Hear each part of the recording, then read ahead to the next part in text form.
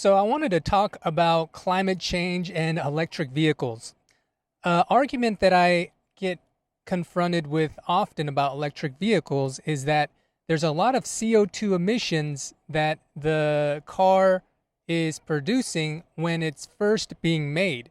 And while that is true, over time, the levels of it drop off.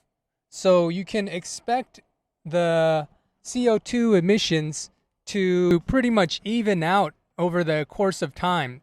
So the solution to electric vehicles and to offset this CO2 emission level is to create these vehicles using a lot of renewable energy. So if the factories were, instead of producing these vehicles with electricity that's made from coal, they could have something like solar or wind power to offset these tons of CO2 emissions that are being created and released into the atmosphere, in essence, creating global warming. Making a battery pack for a Tesla is about 6 tons of CO2, and it depends on if the car is going to be a small or a big battery pack. While the gas-powered vehicles emit the most pollution into the air, I think that a solution for right now would be to have hybrid vehicles that are being occupied up onto the road.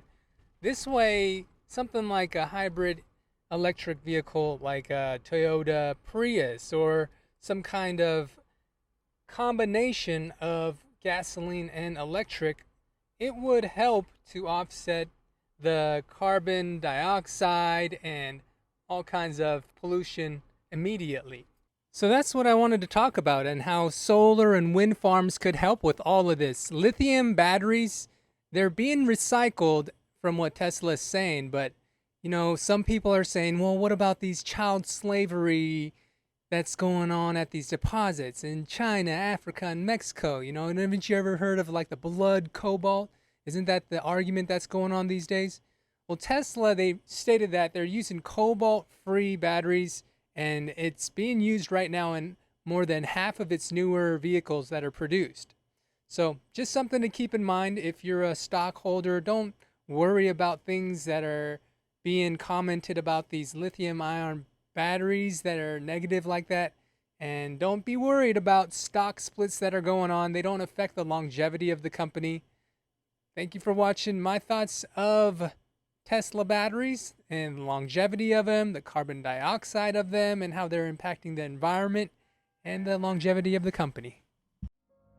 Raindrop, drop top, top smoking, no cooking the hot pot. Fucking on your bitch, yeah, that. Looking up, open the park.